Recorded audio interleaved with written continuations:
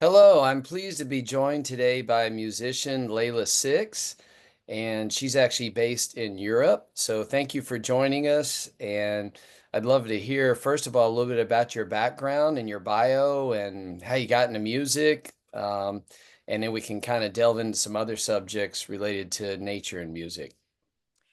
Highly, thank you so much for having me. Yeah, I started making music basically. I started singing when I was very young, just like in the house, singing all the time, and didn't really realize that it was like some not everyone did that.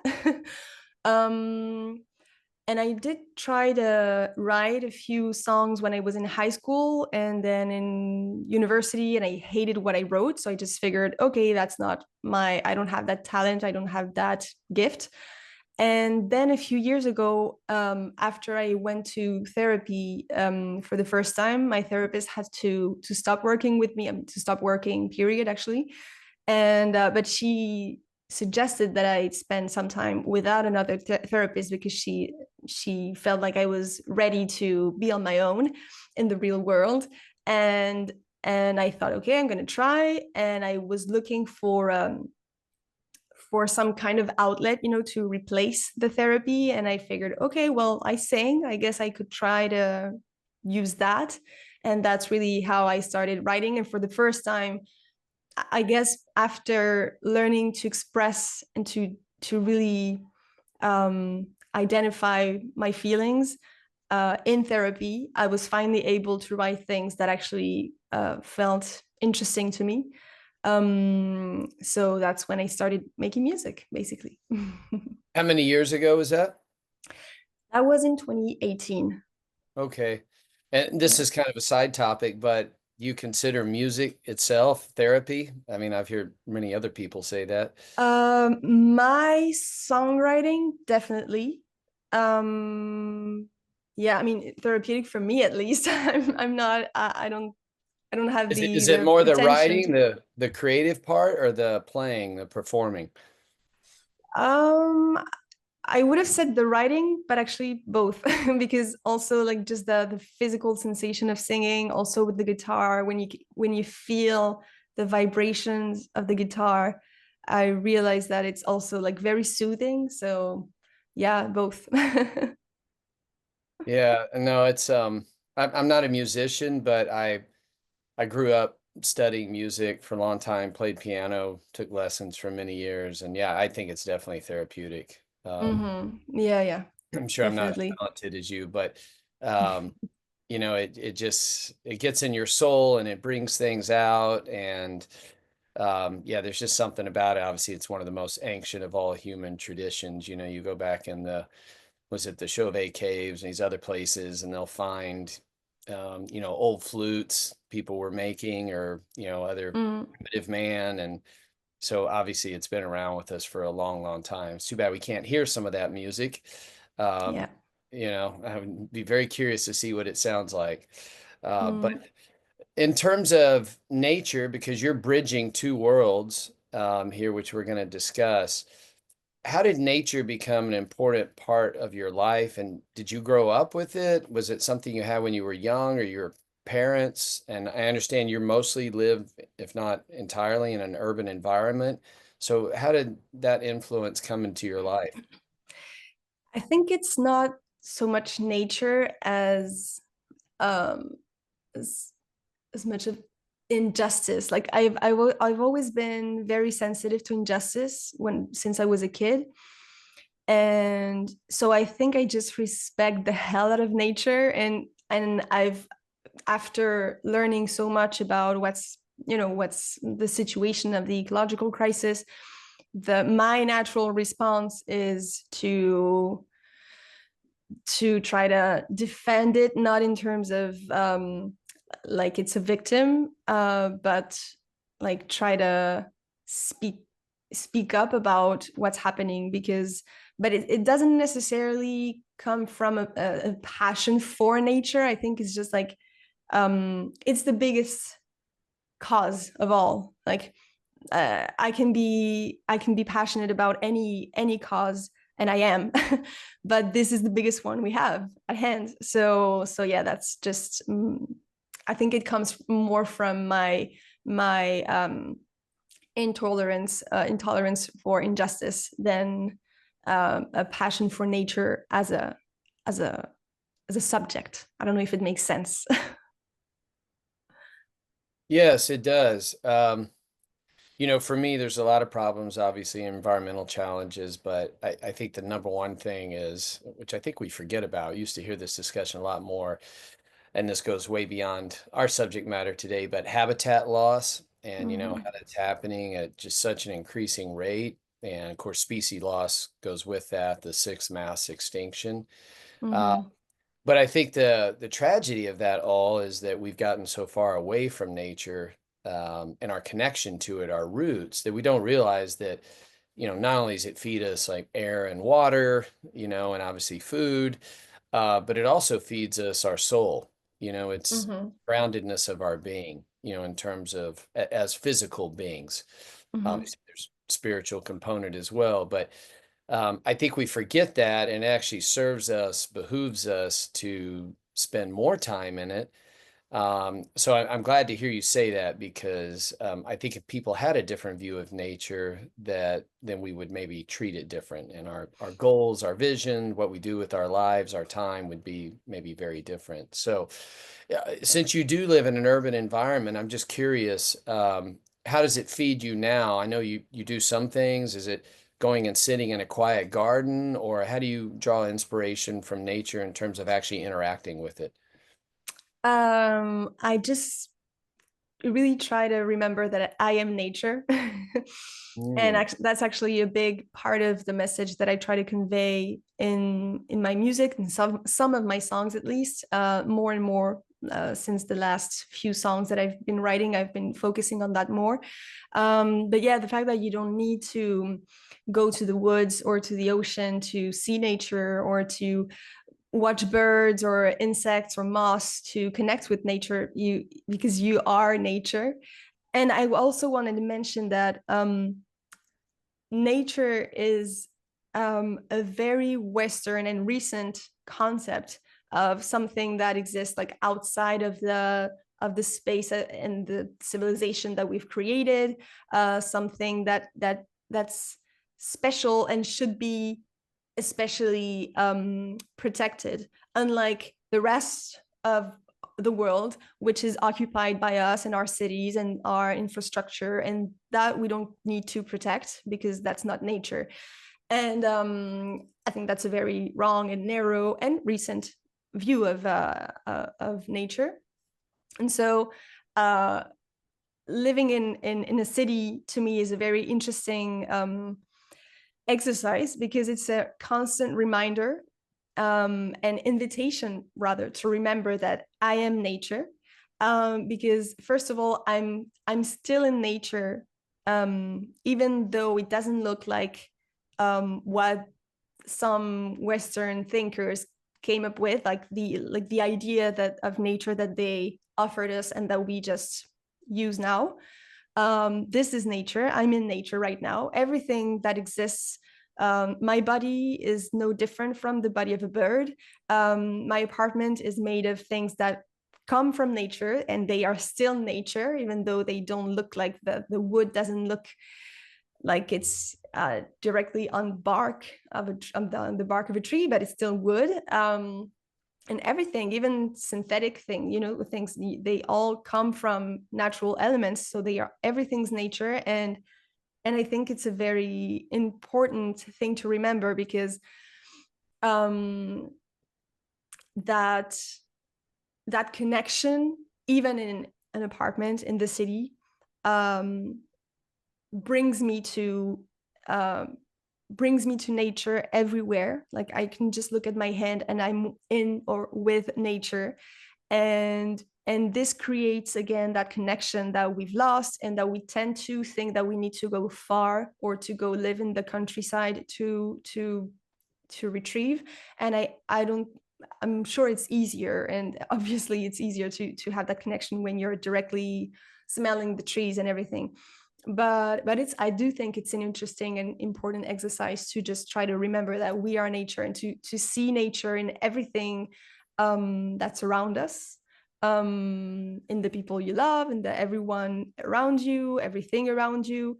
And also, like, it's um it helps us remember that not everything in nature is pleasant and beautiful and comfortable. Like, I don't know, for me, hiding from predators in the wild would be more unpleasant than like noisy cars.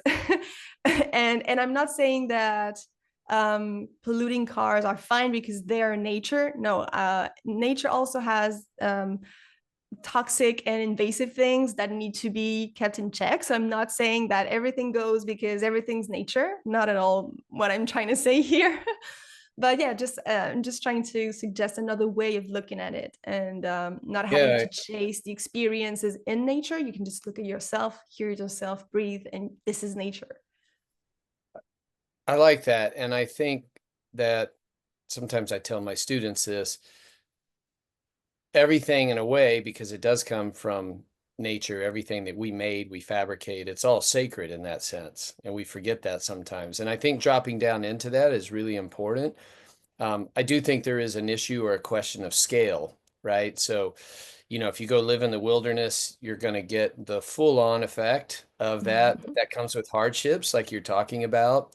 I tend to go a little more towards that side of it, maybe a lot more, but it could be a difficult life at times, very difficult with a lot of dangers.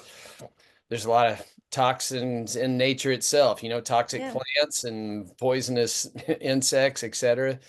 And I wasn't saying that it's that because it's unpleasant and because it's difficult, then we shouldn't go to nature. That's not what I'm saying at all. I just like Oh yeah, to remember that it's there's a whole spectrum of what nature there is, is, and I and think it people forget includes that difficult sometimes. things and Yeah, shitty things in the city. Like, you get the all of good it and is the bad. nature. Yeah. I think one thing that I've come to appreciate, I have young kids, and I tell my students this. I get my university students who will write me this frequently, that who live in urban environments, when I'm asking them to go get some particular animal sign, photo, whatever, and I tell them, I was like, okay, sure, you can have a more grand, elaborate experience. And I spent many years going out to those places, chasing them, if you will, but you don't have to do that. You can actually do it even in an urban environment. You can find sign of animals. I just did it the other day, or I'll do just some very simple things with my kids right here on my patio. We'll collect some pecans and smash them open, or use the shells to go stain a piece of wood that, we've carved, whatever the situation is. And they really help connect you and ground you. And again, I'm not saying that's the same. I grew up as a kid and we all played back in the day. We didn't refer to the historically earliest peoples here as Native Americans. We call them Indians. We played cowboy and Indians, but there was um, a mindset of hearken, even as a child, of hearkening back to that, because it was, I think we're all drawn to that. But okay, most people today can't do that, but you can do the little things. And even like you're saying, you could even start, which is the next thing I want to ask you about, is just taking all the things around you, because you seem to have an air of gratitude in how you approach everything. And maybe you could speak to that about, just whether it's the guitars that are sitting behind you, or like you said, the wood in your floors, whatever. But I think there is an aspect of that that we forget, to be grateful for nature. Yeah, when I hear the word gratitude, the first thing that comes to mind in terms of nature and my relationship with that is whenever I go swimming in the sea, I always have a moment of appreciation for the sea, for letting me spend some time in it. Like, I literally say, I don't know if I always say it out loud, but I always think it, like, thanks for letting me spend some time here. Because I know I'm so aware of the fact that this is not my habitat. Like, it's actually pretty hostile to me. I can't breathe in there. So it's like, yeah, thank you for letting me spend some time here, for letting me crash. and and because I really see it as a as a place. Like, this is not like especially the sea. I mean, I'm obsessed with the sea. The sea is huge. I mean, it's everywhere. It's almost the entire planet is one body of water, which we share, because then that water ends up in our body and then goes back. Like, to me, this is crazy. And that actually that connects with something else that I was going to say. I don't know if the word I would use is gratitude. I think I'm more prone to awe, Mhm. which are very connected. I mean, usually you feel gratitude for what causes awe, but yeah, what I feel the most is awe. And I'm yeah, very often amazed by the connection. Like when I see, I don't know, yeah, like things, objects, and I can, and I do the I do have to consciously think about it. It's not like out of the blue, oh, this is like, this plate is me. You know, I do have to take a second to think, well, this is made of things, of particles that I share. Like, and maybe they've been in my body first, and or maybe they will. Like, this is, so this is my relationship, I guess, with gratitude, and the fact that I really feel in that way that we are one, and that's my spiritual um, life, I guess. I don't have any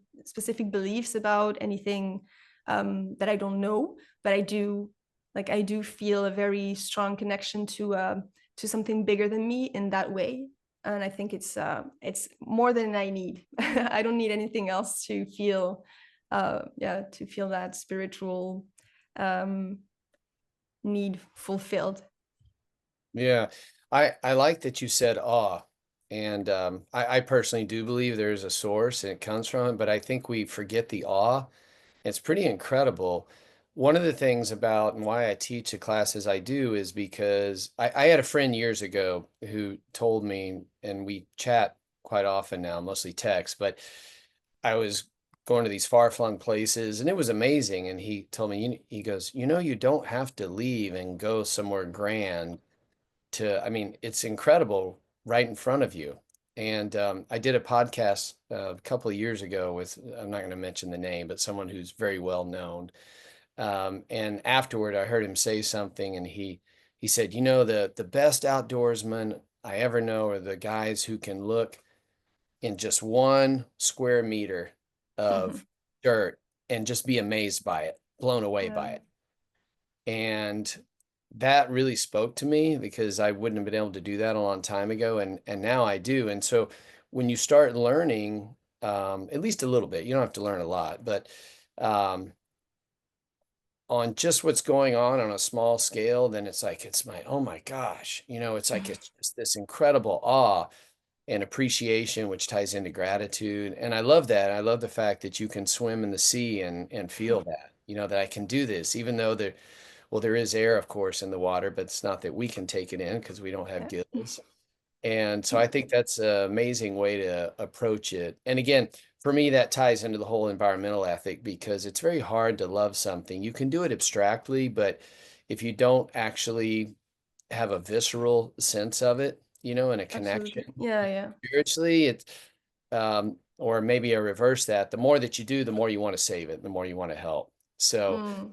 um, that might be a really good segue into where does that tie in for you in terms of music, and how do you bring that out in music? How do you incorporate nature or concepts surrounding nature into the songs that you write? Um, in different ways. And I think I've had also different phases. Um, the in the past few years, I think I've been more about um almost like activist songs. For example, I have one about, no, actually, that's not true because it really depends. For example, I have two that are about the ecological crisis, like explicitly, more or less. One is not that explicit, but yeah, that are clearly about the ecological crisis. One, for example, just like a leaf, is kind of a meditation about death, but as a beautiful thing because it connects us with everything else, with life. And that came to me when I was doing a hike in the woods, and I was just like looking at the beautiful leaves in the fall, and I was like, whoa, this is beautiful. And I was like, oh, this is death and it's beautiful. And so that kind of helped me reconcile with my own death, because I realized, okay, it can be beautiful because it's not, I'm kind of immortal in that way, because I will be I will decay and will come back to fungi and like all of that. And it's a never-ending circle, I guess. And so that's a way I've been writing about nature, or been inspired by nature. But lately I've been trying to do something else, and it's to try to write, um like really try to incorporate nature as a character, or at least as a context for the stories that I want to tell. And for example, I try to use metaphors in a wise way, because I think metaphors can become selfish in the sense that, um, if I try to relate to water, for example, I have a song called River. I wanted to um, ask you about that. Thank you. okay, well, I'll tell you about that song, Rivers are because very that special to me. That's my favorite part of the ecosystem. well, this one is a good example, out of because it's one of the few ones that I've already released, where I used that I intentionally wanted to do that. So in this one I talk about, I suggest that when I go into the river, I become the water. And I also borrow an animist concept of, like, the agency of water. So the water is a subject that chooses, that acts, and takes different forms. And to so I use the word river as a verb, and not as a noun, because that's the water rivering. And so I say that when I go into the water, I river with the water. We river together. And for me, that was a way of using metaphors and language to go beyond just a superficial relationship. Because, like I was saying, you could say, um I want to flow like water, I want to go with the flow, I want to be free like the current, or whatever. And that can be nice, and I'm not saying that's wrong at all. But I think it's a kind of selfish way of extracting lessons from nature to apply them to your life, and to gain more comfort or more confidence or whatever. But it's a very one-way street. And I figured that a more interesting way of relating to water, in lyrics and in poetry in general, like in with words, would be to maybe think of the fact that, because my body is mostly made of water, so just like when two drops of water touch, they become one, virtually. uh you can imagine, it's obvious, you obviously have to imagine it, because our bodies are not liquid.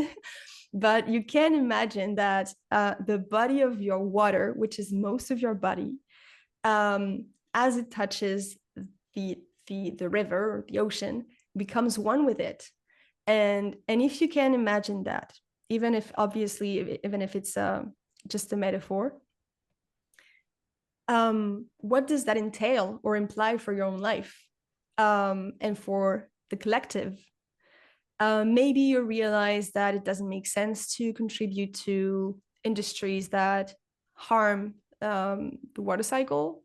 Maybe you realize that it's not that when you pollute waters, you pollute yourself, you pollute the people you love, you pollute everything, because the water is everywhere.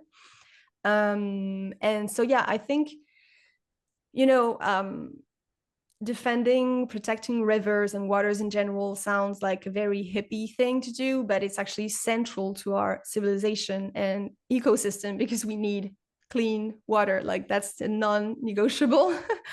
um, and so with these metaphors and this use of language, I try I paint a very romantic picture of nature because it is still very beautiful and poetic. Like I'm one with the river and kumbaya. But I also try to go one step further and say that this is absolutely political in the sense that this is absolutely a collective thing. Um, so I love yeah, that. So my day job is to protect rivers and conserve them. And I had one of my board members just the other day said, clean water, everyone's a stakeholder. It affects all of us, absolutely. right? And so yeah, it's besides the beauty and all the things you spoke about. I think that's a good way of viewing it. Uh, Hmm. and And I that's why that's how I try to incorporate nature in my music now. Mostly in songs that hopefully will come out next year in 2026. But yeah, I try to use it as not just an image that's beautiful and that's it, but really try to make it a character, make it a subject of the song. For example, I have another one that will come out next year, hopefully. That's called Your Cloud. It's also about water. I'm obsessed with water. Uh, but its focus is on the fact that when you look at clouds, and yeah, you look at clouds in the sky, what you're looking at is um, other people's tears and sweat. That's what I focus on in the song. Um, and in another form, and then it rains, and it's actually like what you feel on your skin is another person's water. And so that's a connection that connects us to everyone else and everything else. And yeah, that's what I've been trying to do lately. Oh, it's great. And of course you can depends how far you want to stretch that metaphor, obviously, but I was talking to my daughter the other day. You could say something similar where, think of yourself almost as having a piece of a meteorite in you, because since all the water, so scientists theorize, came from meteorites, it crashed here. In fact, what I told her was, Mhm. we were talking about, she's 6. She was asking about metal, and I said, look at that stardust right there. She kind of said, this is all metals are stars. She looked at me like, too young to understand supernovas and all these things, but of course, that's where ultimately all of this comes from. And Yeah. I love that. I was with her yesterday and a couple of kids, some friends of ours and my son, and we got to the edge, very top of this little sort of micro canyon, what we call here where I live a draw. And I said, okay, I said, let's go to the ocean. And they all kind of looked at me and I said, there's your map. And they still kind of they didn't understand. I said, no, I'm serious. I said, if you follow this down, this draw, this will go down to a bigger draw, which goes down to this very beautiful creek here where I live, which goes down to the river, which then goes all the way to the Gulf of Mexico. And, they were like, but it did bring out a little awe. And I said, no, I'm serious. This is all Mm, connected right here, which gets into what you were saying earlier about, mm. even above a stream, not only taking care of them, but the headwaters, the watershed, above them, because again, it's all connected. So Yeah. I love Yeah, hearing. and I think it's very important to highlight that because we all know that we all intellectually, I mean, maybe not at their age because they're very young, but as adults, we know that we're all, stardust and all of these things. But I personally only hear that in very romantic settings, like but for me, it's completely political because if you integrate that really, if you don't just think about it either scientifically or poetically, if you really understand that it's true, that it is materially true, then what does that mean? And then if you're consistent with yourself, then you start realizing stuff and how you should maybe make some change in the way you shop or the way you travel or whatever. But yeah, that has some implications for in society. So I think it's super important to bring it to the realm of everyday conversations. And that's why I put it in music, because I want people to listen to it, like, I don't know, on the bus or on the way to work, and to have that in mind, you know. Yeah, I think it goes beyond politics, way beyond, because it's just a human thing, right? And so, Obviously, yeah. yeah, Yeah, yeah. left or right or whatever someone's disposition is, I think When when I say political, I mean a collective thing that we have I know what to you mean. administrate together, not in terms of Yeah, political parties or whatever. yeah, yeah, yeah. It's kind of like we're all on the same team here in this Yeah, regard. exactly. Yeah. Um, so another subject that I know is dear to you and you write about are the seasons or the changing of seasons. You mentioned the fall leaves earlier, and of course we're in autumn right now. Mhm. Uh, Probably later for you where you are than where I am. But can you talk about that with your music and what you've done with that and what that means to you? Yeah, I'm especially sensitive to seasons, to this season actually, to autumn and winter when it comes to music. Actually, my favorite, these are my least favorite seasons in the year. So in terms of just my personality, I'm actually more sensitive to the other ones. But I find them very inspiring, the fall and the winter, because I for a few years now, I think I started in 2020, I started to release a song every fall about the winter solstice. And I basically, it's a tradition where I borrow like phrases and sounds that come from Christmas songs. And I use this language, you know, like this, yeah, these codes, to actually talk about our relationship as humans with time, light, and just the universe, like the stars moving around. And because I think I'm not the one saying it. We as humans need patterns to make sense of the world and to just like understand our place in yeah, are in the world and in time and all of that. And the pattern marked by the winter solstice, and any solstice really, is much older than any religious celebration or official calendar. So these songs are invitations for people and for myself also to notice this pattern, this cycle, um, to see what's happened in our lives, in our human lives, within that time, and to appreciate the different phases of life, including death and decay. Um, and actually in 2020, like this year in 2025, it's an exception because I released two songs as a part of this tradition. The first one is called A Hard Year, and it's a sad one because it's basically, I say that the past year has been a hard one, and I use the image of the longest night of the year, so the winter solstice, to illustrate this dark time, that difficult year.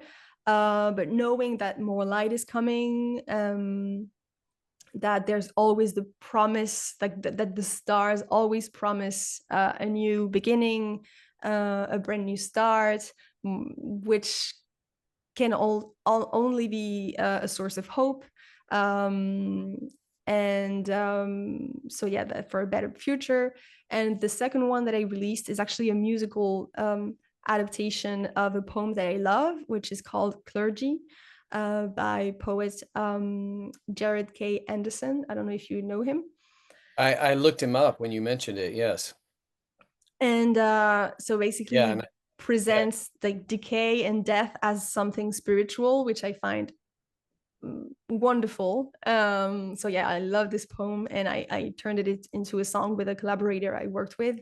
And so yeah, that's the place that season have in my life in general. I just in the spring and in the summer, I'm just like not even um thinking about seasons, just living life. And when the fall starts coming, I instinctively start looking inward and start thinking, okay, what, this is coming to an end, like just feeling the close, you know. And it's recent. I think I'm getting uh, older and wiser, because I didn't used to be like that. I used to hate it. I just used to hate the days getting shorter and shorter, and now I actually see the value in that and really appreciate that phase of life and of life outside and inside too. Yeah, the seasons is very interesting. Um, and I find it fascinating, for me anyway. We try to remove ourselves from nature and all the, you know, parts we don't like the shorter days, you mentioned all that. But I'm also drawn to it. I live, and you do too, in a temperate climate region.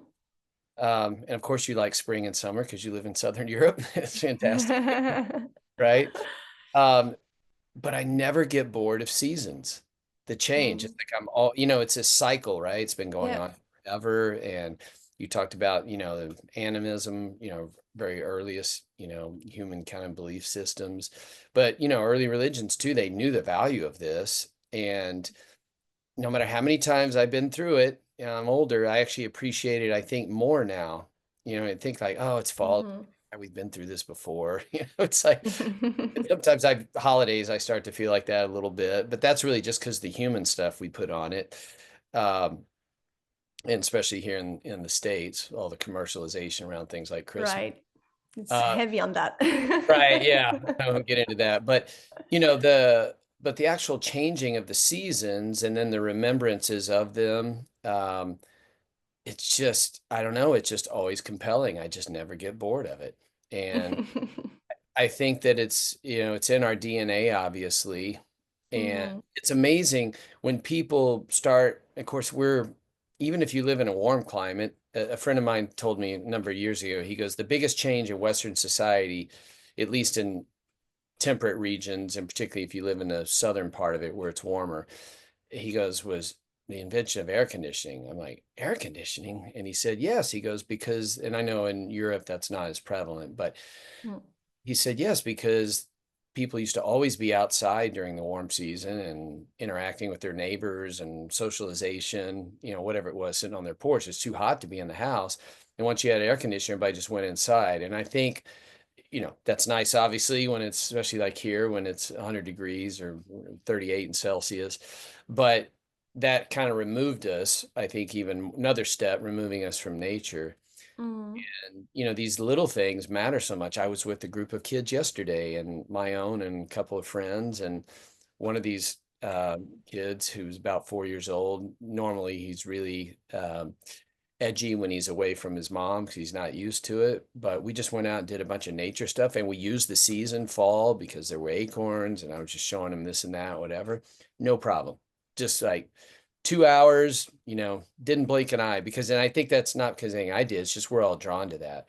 So I'm Mhm. really glad to hear you value the seasons, because I hate to say it keeps an interest in nature, but this constant changing and evolving, and Yeah, it really is. It's neat. definitely.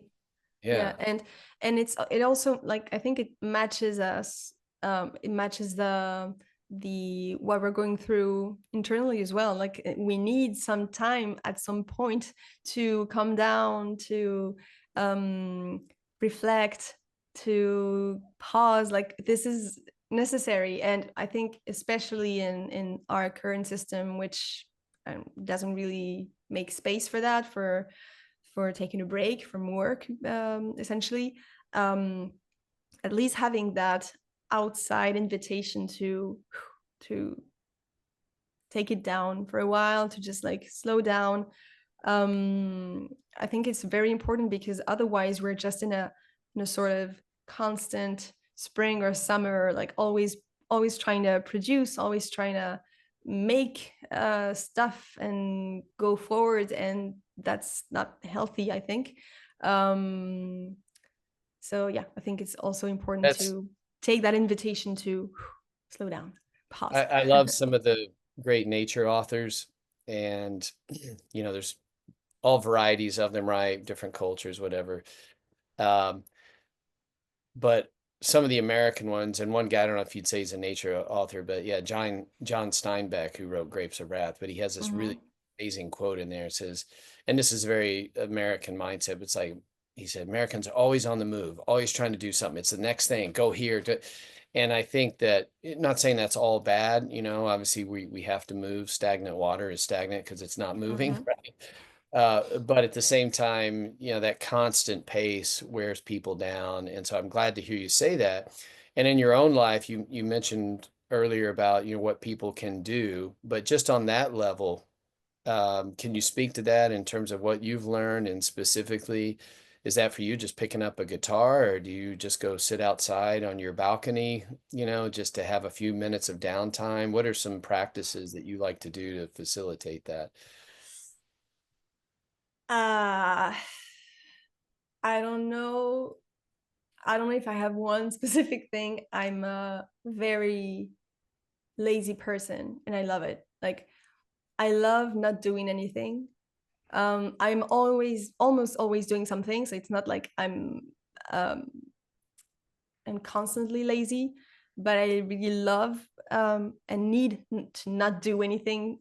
And so it's not like I have like, Are you oh, this familiar is with that? my, One of my favorite songs, sorry to interrupt, by John Lennon, Watching the Wheels. maybe I've heard it, but I don't That's know what's in the his title. posthumous album. Yeah, you might want to listen Okay. to it. That's exactly what it's about. Yeah. Oh, I've always felt a very strong connection to John Lennon. When I was in high school, I used to think that he was watching over me. So I'm not surprised that you said that. I'll um, forward you that song. Yeah, it's yeah, great. I'll definitely listen to it. But yeah, so it's not like I have like specific activities or times where I think, okay, now I'm not gonna do anything. Um, it's more like my instinct, and then I add stuff to do on top of it. Mm. But my instinct is to be chill and take my time to do whatever I have to do. And I have a way that I have facilitated that in my life is that I chose a job that I can do. Like I work for myself, and I don't have like demanding clients that demand that I work all the time. So that's not the way I work. So that's a way that I've made my life, my downtime possible, I guess. But more as a system and not as a like times or activities to slow down. Um, Although lately I've been always like I've been having so many ideas and things that I want to do and projects that it's been a bit harder to slow down just because I'm feeling the inertia of always doing something. But I've noticed that and I'm working on it. Like I'm forcing myself to take some time, like a long time to really like I picture like a car. I can't just slow down. I have to full stop to stop the inertia, and, and then I can go back to moving forward. So I know you live in a city, and you talked about inspiration from nature in your songs. Do you record or songwrite only in your studio there at home, or do you go out sometimes? And I did one recently with a friend of mine who he's a wonderful wildlife ecologist, also a master sculptor. And he'll go out, he lives near Yellowstone, and sit there and Wow. watch the animals and literally start sculpting right there to get the inspiration. Do you ever go out somewhere? Like you mentioned swimming in the sea and take your guitar and just sit on the beach afterwards, or that's not, no, you got to sit at home and do it all from right there, your studio. I Yeah, I usually, I mean, I always record from home. Um, I never take the guitar outside, so no, I've never done that. But I did once. One of my first songs, actually, I recorded it in the woods. So we were like my guitarist, and we brought a good mic, but like a small one, and you can actually hear a plane. So that was That's it's okay. a Back in the 60s, they did all that stuff intentionally. I kind of absolutely, miss yeah, that. yeah, yeah. Yeah. So that was no problem. But I don't normally do that. It's more like I write a lot when I'm outside. I write songs. I get inspired when I'm outside mostly. But then when it comes to composing, like to be with the guitar, then it's at home. So when you're writing the lyrics and you're outside, it's just something kind of comes in your head. You just stop right there and get out your journal and start writing down. Yeah, sometimes it's like that, like just a sentence that comes like fully formed, and sometimes, and I would say that's the case more and more, it's more like an idea, like I have an idea, something that I want to, like I have an idea or a sensation, and I have to think to put words to it. Like it's not necessarily like the sentence, oh, I have to write this down. It's more like, okay, I have, like, I know that would be a great song, like I need to write about this, or I have to, for example, uh the other day I sat down like racking my brains because I thought I need to write, like I felt the sensation and I thought I need to write a song about sex as an ecological event. Mhm. And so I focus on, like it didn't come like fully formed at all. I really had to focus and to visualize and to think about it. But the idea was like I like, yeah, I was like um I don't know. I felt the idea of that, and I had to carve it out. Maybe I don't know how to. I'm always conflicted. I'm probably a late bloomer in life. Like I said, I had musical training. I would love to be a songwriter. I don't know, probably wouldn't be very good, but I think maybe now or in a band or something, I have a lot of ideas that I think would, in maybe a little bit different direction, some of the things we were talking about. I think there's a whole genre that could be bloomed in this space. But the thing I always struggle with, and the reason I ask that is, with all our technology and devices, and it sounds like you're probably still a pencil and paper person, which is great. But I'll have this thought, or it could be about work. I'm in the stream of consciousness, and I know, and some famous authors and other artists have talked about this. If I don't capture it right now, I'll lose it, and I don't know if it'll come back. But then it's like I don't want to whip out my phone because it'll put this ripple in the whole thing, and now I'm stuck to a device, and it'll kind of rip me out of there, and so I never know exactly what to do with that. I just take out my phone. I need to write it down. Yeah. Yeah, I mean, if you don't, you lose it. So I guess I should Yeah. go back and carry pen and paper with me. I'd Yeah. feel maybe a little more organic in that regard. But anyway, But I, I know exactly the feeling because I know that I've sometimes I'm like, "Ah, I was supposed to go out to walk and now I'm on my phone." Like I really feel that frustration, but at the it's a same time conundrum. I feel that what I'm experiencing is also connection. Like I'm connected to something, whether it's my heart, my body, spirits, like whatever is there. I'm feeling some type of connection. So I feel okay. I was not going for that connection, but at least that's connection.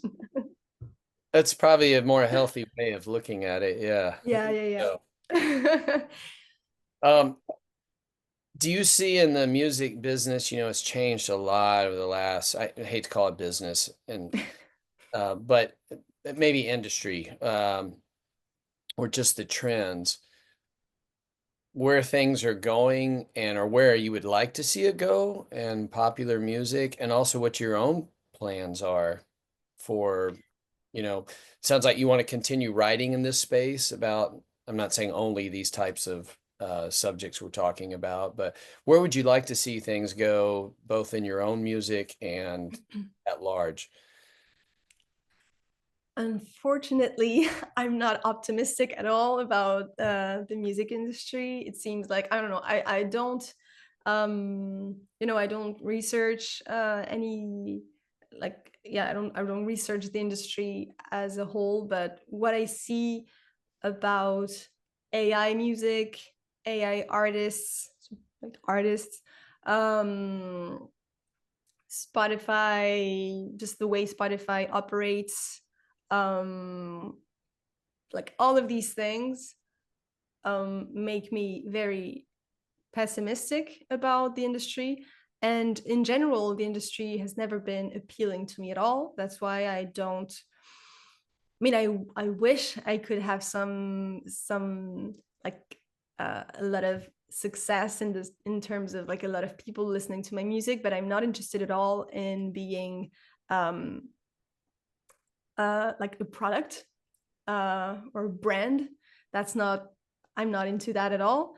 And so that's why actually a few years ago, yeah, last year I launched a Patreon in the hopes, like my idea of the what the future of the industry could be to me, and what how it could be healthy is with artists having um, more of a say in what they want to do and what they actually do, because I know that when you're an artist and you get signed, you basically sign for, I don't know, like 2 records, and you have to tour for both, and you have to, like, you basically give up your life or other parts of your life, and you have to focus on that one part, and I'm not interested in that. And so, and I'm not interested in that, and I know that it's not healthy to do that. We've seen a lot of artists burn out because of that, because of touring all the time, or just like the demands of the industry. So I think a healthier way would be to have them manage, like to really have like an artist fan relationship. So more like patronage, and that would make um, revenues like more evenly distributed, I guess, and that would not take away from the artistry. It would just take away from becoming millionaires and billionaires, I guess. But I don't think that's a problem. I don't think that's a problem at all. Um, so Sounds yeah. like the original idea of the internet. I mean, again, I'm not in the industry in quotes, but you hear all those horror stories. I was a kid growing up, of the record labels and the fights with the bands and the managers. And one of my favorite lines, if you know Jackson Brown, the old American singer, but Running Mm-hmm. on Empty. And I think if I say it right, he says, got to do what you can to keep your love alive. Try not to confuse it with what you do to survive. And Mm-hmm. I always think about that with really any artistic endeavor, but certainly musicians that, yeah, man, once it takes off, which is what you want, and whatever your passion is, was play live, recording, whatever, then all of a sudden all these demands come on and it Mm-hmm. changes it. A labor of love, maybe becomes the opposite of that. And there's so many Yeah. people talking Yeah. about that. So again, And double-edged sword, like everything in life. yeah, and I think I always think that I was lucky to start doing making music later on. Like I was already, I already knew who I was. I already knew what I wanted in my life, and so um I'm not about to fall into that trap of like, oh, they're promising me everything that I want in that regard, so I'm gonna forget everything else that I want. Like, no, I'm not. No, that's not interesting to me. So I try to do it my own way, hoping that it can work. But obviously, it's a very saturated market, so it's very difficult. But yeah, I trust that sticking to my values and the message that I try to convey, which is a very altruistic and collective message. Maybe some people resonate with it, and yeah. Well, how can people find you online and listen to your music? My music's available on any music platform, so they can look me up on any wherever they listen to music, and they can also follow me on Instagram. I mean, on social media in general, TikTok too, but on Instagram, I tend to be a bit more. Yeah, to share a bit more about the message behind the songs and the process and things like that. And also, like I mentioned, my Patreon, if people want to follow me on there, it's free, and people have access to the same things, whether they contribute financially or not. The financial contribution is just a plus, and if they want to contribute to my project and my revolution against my rebellion against the music industry. But yeah, on there I share Looking like a true behind the musician. scenes. Yeah. Try to get back to the spirit of art. So if they go to Patreon, did they just search Leïla Six? Leïla Six, yeah. And Leilasix. yeah. Okay. And yeah, and on there I share behind the scenes, and also each month I take a song of mine and I explain one of my favorite sentences in the song and why it is. Like I explain why I love it so much, or why I chose this word and not that other word. Like I try to share a bit of behind the scenes of the song, not just the process of making the song. I always like hearing an artist, musicians, their own thoughts of lyrics. Me I mean, of too. course, And I there, think I there's don't the hear inside, that like enough. John Lennon said, I think it was John Lennon said, a song or lyrics don't really have any meaning until someone listens to them and, they put their own meaning into it. I like that too. But I think I both. know.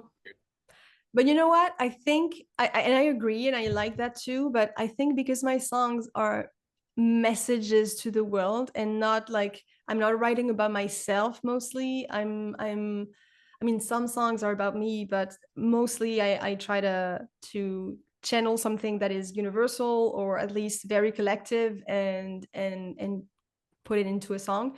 So because of that, I feel like I really I, obviously you can interpret anything any way you want, but I feel that I see the value of explaining, or at I least do too. sharing my view of it. But yeah, I know it's frowned upon in the industry, because people usually let listeners No, interpret I the like song if hearing the they. artist motivations and, Me where they too, me too, I from it. love it. Yeah. Yeah. And like the poet David White says, I think he said this about Shakespeare. I'm fond of him, but really good art of any variety, certainly when there's spoken words, is multi-contextual. There's many Hmm. different layers to it. Yeah. And Yeah. now that I listen to things now or read things, I view them in a very different way than I would have 20 years ago or when I was a kid. So Hmm. that's Yeah. a great thing about it. You can revisit it over and over. Uh, Hmm. well, thank you very much. I really appreciate your Thank time. you. It's been awesome. I wish you the best of success in quotes, whatever that's best for you. But this has been a very enjoyable conversation. I appreciate you sharing your thoughts. And I really appreciate you taking some time to talk to me, and yeah, to make some space for me in your on your podcast. Thank you so much. And yeah, I'll keep listening to your podcast to learn how to not die in the wild. Well, and hopefully thrive. Yeah. Yeah, yeah. Yeah. But yeah, because I come from the city, I'm like, the first step, not die. Yeah. No, like Bill Murray says, baby steps, baby Yeah. steps. Okay. All right. Well, thank you, Leïla. Have a great Thank you. season, holidays, and then winter, and I hope it feeds you. Thank you so much. Same to All you. right. Okay. Bye-bye. Bye.